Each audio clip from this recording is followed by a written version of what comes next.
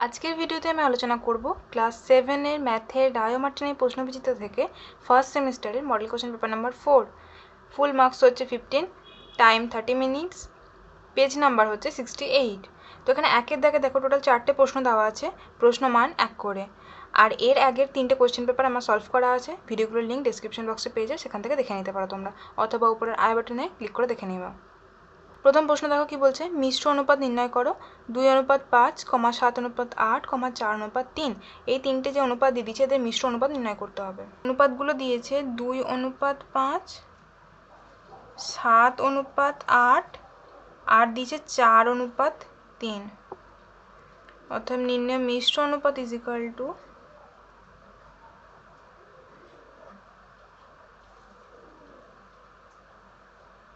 কি করব, তিনটে যে অনুপাত দিয়েছে এর প্রথম পদ এই পদটা তিনটেরই গুণ করে নেব।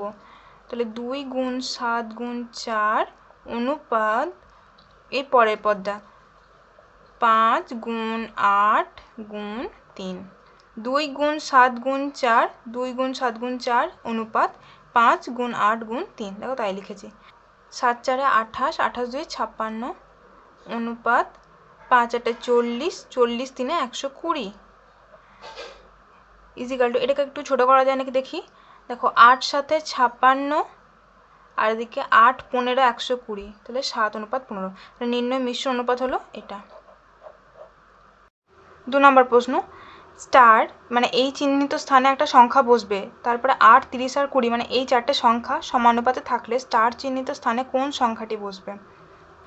প্রথমটা বলে দেয়নি, আমি ধরে নিলাম ওই স্টার চিহ্নিত স্থানে এক্স বসবে। আর বলেছে 8 30 20, এরা বলেছে সমানুপাতে থাকবে। তাহলে আমরা লিখতে পারি এরকম, এক্স অনুপাত 8 সমানুপাত 30 অনুপাত 20।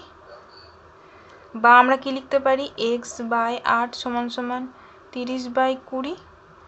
বা এক্স সমান আমরা লিখতে পারি 8 গুণ 30/20, 0 0 ক্যান্সেল, 2 4 8। তাহলে ইজিক্যাল টু পেলাম 4 গুণ 3 সমান সমান 12। তাহলে এক্স সমান কী পেলাম, 12। এক্সটা কী ধরেছিলাম, যেখানে সেই স্টার চিহ্নিত ছিল ওই স্থানটা কোন সংখ্যা বসবে সেটা আমি এক্স ধরেছিলাম। অতএব নির্ণেয় সংখ্যাটি হলো 12। 3 নম্বর প্রশ্ন, ফাঁকা ঘরটিতে সঠিক সংখ্যা বসাও। এক্স স্কোয়ার ইন্টু একটা শূন্যস্থান দেওয়া আছে equal to 1। X square into এখানে একটা ফাঁকা ঘর দেওয়া আছে, ধরলাম এখানে এ বলে একটা সংখ্যা আছে, ইজিক্যাল টু 1। তাহলে আমাদের এটা খুঁজতে হবে, এটা কি বলেছে, ফাঁকা ঘরে কোন সংখ্যা বসবে।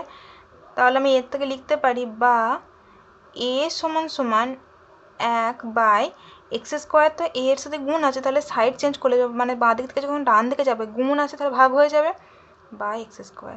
তাহলে এ সমান কী পেলাম, 1/x স্কোয়ার। তাহলে আমাদের অ্যান্সারটা হবে x square into 1/x square equal to 1। এটা হবে তার অ্যান্সার। 4 নম্বর প্রশ্ন, একটি সরলরেখাংশের ওপর কোনো বিন্দুতে একটি লম্ব আঁকলে যে দুটি কোণ উৎপন্ন হবে তাদের মান কত। এই একটা সরলরেখাংশ নিলাম, ধরলাম এর ওপরে একটা বিন্দু, এই বিন্দুতে আমরা লম্ব আঁকবো, মানে এরকম। তাহলে এইখানে একটা যে কোণ উৎপন্ন হয়েছে, এদিকে একটা কোণ উৎপন্ন হয়েছে, এই কোণ দুটোর মান কত। কোণ দুটো প্রতিটির মান হবে 90 ডিগ্রি করে, কারণ আমরা জানি লম্ব মানেই 90 ডিগ্রি। তাহলে এদিকে যদি এটা লম্ব হয় তাহলে এদিকেও তো লম্ব, তার মানে এদিকেও 90 ডিগ্রি এদিকেও 90 ডিগ্রি। অতএব কোণ দুটির মান হবে 90 ডিগ্রি প্রতিটি। 2 এর প্রশ্ন, যে কোনো দুটি প্রশ্ন উত্তর দাও। 3টে প্রশ্ন দিয়েছে, সলভ করতে হবে যে কোনো দুটো। প্রথম প্রশ্ন, 6550 টাকা বিশু ও অপর্ণার মধ্যে 4:1 অনুপাতে ভাগ করে দিলে কে কত টাকা পাবে হিসাব করে লেখো। বিশু আর অপর্ণার মধ্যে টাকার ভাগ বলেছে 4:1, 4:1। তাহলে ধরি বিশু পাবে 4x টাকা এবং অপর্ণা পাবে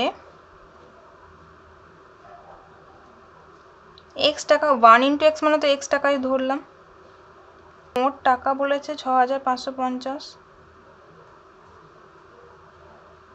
এটা বিশু আর অপর্ণার মধ্যে ভাগ করেছে, তার মানে কি এরা দুজন যে টাকাটা পেয়েছে সেই মোট টাকাটাই এটা। তাহলে আমরা বলতে পারি 4x টাকা প্লাস x টাকা ইজিক্যাল টু 6550 টাকা। তাহলে প্রশ্নানুসারে 4x plus x equal to, বা এটা যোগ করলে হচ্ছে 5x ইজিক্যাল টু 6550, বা এক্স সমান সমান 6550/5, কেননা 5টা এক্সের সাথে গুণ আছে, তাহলে সাইড চেঞ্জগুলো ভাগ হয়ে যাবে।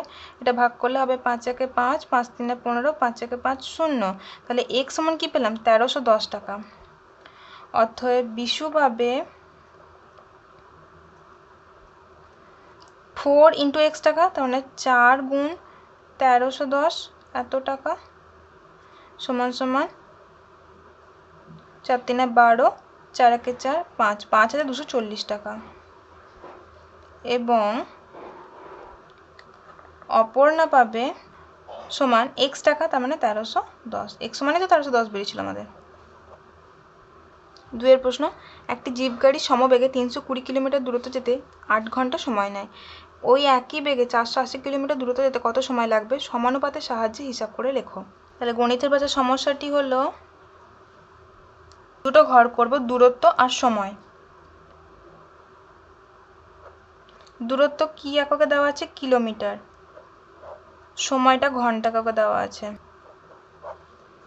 বলেছে 320 কিলোমিটার দূরত্ব 8 ঘন্টায় যায়, তাহলে 480 কিলোমিটার দূরত্ব কত ঘন্টায় যাবে? ধরলাম এক্স।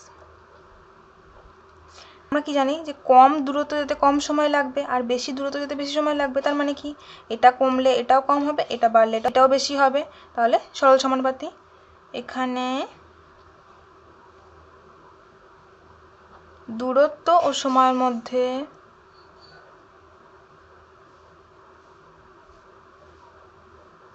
সম্পর্কটি হলো সরল সমানুপাতি।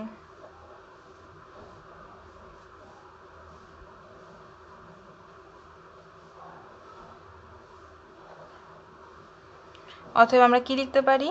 320 অনুপাত 480 সমানুপাত 8 অনুপাত এক্স, বা এক্স ইজিক্যাল টু আমরা একবারে লিখলে পারি 8 গুণ 480/320।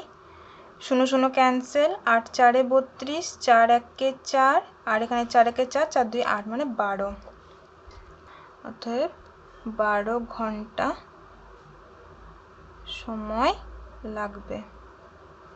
3 নম্বর প্রশ্ন, আমাদের সপ্তম শ্রেণীতে 150 জনের মধ্যে 90 জন ও ষষ্ঠ শ্রেণীতে 140 জনের মধ্যে 80 জন অঙ্কন প্রতিযোগিতায় নাম দিয়েছে।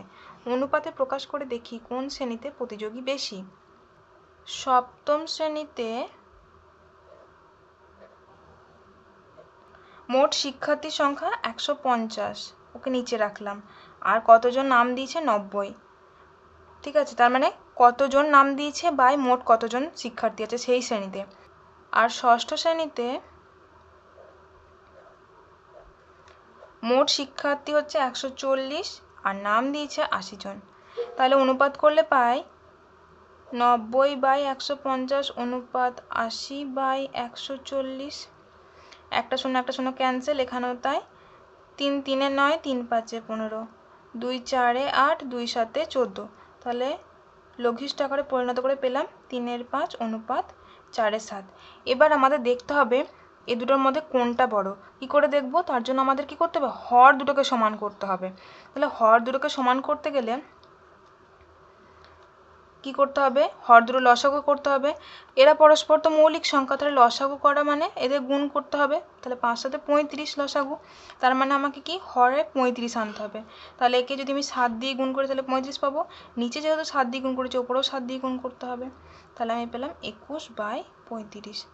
এখানে দেখো 7 আছে, তাহলে 5 দিয়ে গুণ করলে 35 পাবো। নিচে গুণ করেছি তাহলে ওপরেও গুণ করতে হবে, 20/35। আমাদের এখন হর সমান হয়ে গেছে। এবার যেটা লব বড় হবে সেটাই হবে আমাদের বেশি। এখানে দেখো এর লবে আছে 20, এর লবে আছে 21, তার মানে এটা বড়। তার মানে এটা কার ঘরে ছিল? সপ্তম শ্রেণী ঘরে ছিল, তার মানে সপ্তম শ্রেণী প্রতিযোগী বেশি। অতএব সপ্তম শ্রেণীর প্রতিযোগী বেশি। নেক্সট 3 প্রশ্ন, যে কোনো দুটি প্রশ্নের উত্তর দাও। 3টে প্রশ্ন দেওয়া আছে। প্রথম প্রশ্ন, দুটি সদৃশ্য ও দুটি অসদৃশ্য পদের উদাহরণ দাও। এরকম অনেক এক্সাম্পল হতে পারে। দুটি সদৃশ্য পদ হলো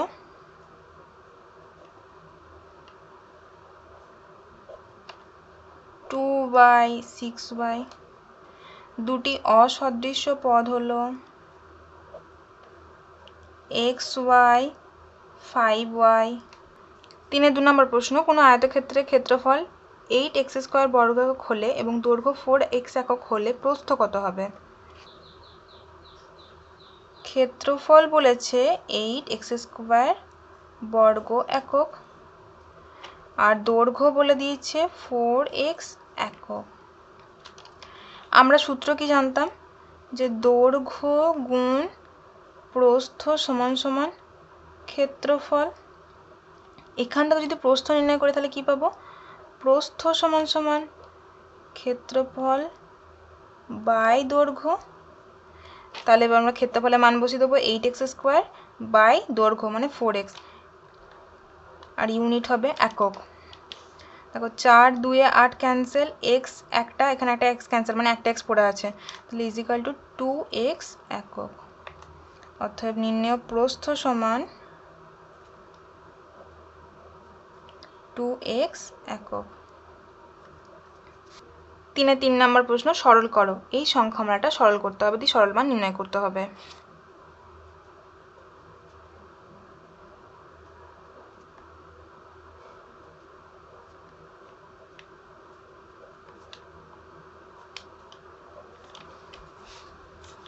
সংখ্যা মানটা আমি লিখে নিয়েছি। এবার দেখব ফার্স্ট ব্র্যাকেটের মধ্যে যে পদগুলো আছে তাদের যোগ বিয়োগ হয় কিনা। x মাইনাস এ যোগ বিয়োগ সম্ভব নয়, তাহলে আমি গুণ করে নেব। a ইন্টু এক্স, তাহলে এ এক্স, এটা চিহ্ন প্লাস, এটা মাইনাস, তাহলে প্লাসে মাইনাসে মাইনাস এ ইন্টু এ স্কোয়ার। এখানে দেখো ব্র্যাকেটের মধ্যে যোগ বিয়োগ সম্ভব নয়, তাহলে গুণ করব 3a ইন্টু 2x, প্লাস দুটো চিহ্ন প্লাস, তার জন্য প্লাস দিলাম। 3 ইন্টু 2 6 a ইন্টু এক্স পাশাপাশি লিখে রাখলাম। এটার মাইনাস চিহ্ন, এটা প্লাস, তাহলে প্লাসে মাইনাসে মাইনাস 3 ইন্টু স্কোয়ার। এখানেও দেখো ব্র্যাকেটের মধ্যে গুণ যোগ বিয়োগ সম্ভব নয়, তাহলে গুণ করব plus 5a into minus 3x, প্লাসে মাইনাসে minus 5 3 15 a into x, plus 5a into plus a, তাহলে প্লাস 5 স্কোয়ার ইজিক্যাল টু, তাহলে এবার এ স্কোয়ার যুক্ত পদগুলো একসাথে লিখবো আর এ এক্স যুক্ত পদগুলো একসাথে লিখবো, তাতে আমাদের ক্যালকুলেশনের সুবিধা হবে। তাহলে a x plus 6ax minus 15ax minus a square minus 3a² plus 5a² equal to, এটার সাথে এটা যোগ করলে পাচ্ছি 7ax মাইনাস 15ax। আচ্ছা, এ দুটো বিয়োগ আছে, বিয়োগ করলে পাবে মাইনাস 4a², যেহেতু দুটোই বিয়োগ তাহলে যোগ হবে আর চিহ্নটা বিয়োগ থেকে যাবে, প্লাস 5a² ইজিক্যাল টু, দেখো এটা চিহ্ন প্লাস, এটা চিহ্ন মাইনাস, তাহলে বিয়োগ হবে, আর যে বড় তার চিহ্ন পাবে, এ বড় তাহলে এর চিহ্ন পেলো, বিয়োগ হবে 8ax minus 4a² plus 5a², বিপরীত চিহ্ন বিয়োগ হবে, যে বড় তার চিহ্ন পাবে, বড় হচ্ছে প্লাস এটা, তাহলে স্কোয়ার। দেখো দুটো পদই এ কমন আছে, তাহলে আমি যদি এ কমন নিয়ে নিই তাহলে আমি কি পাচ্ছি, এ কমন নিলাম, তাহলে এখানে পড়ে থাকছে এ আর এটাই পড়ে থাকছে মাইনাস 8x। অর্থাৎ নির্ণয় সরল মান হলো এ ইন্টু এ মাইনাস 8x। ওকে, তাহলে আজকে আমরা মডেল কোশ্চেন পেপার নাম্বার 4টা কমপ্লিট করলাম। ভিডিওটি ভালো লেগে থাকলে অবশ্যই লাইক শেয়ার করো, চ্যানেলটাকে সাবস্ক্রাইব করো। Thank you.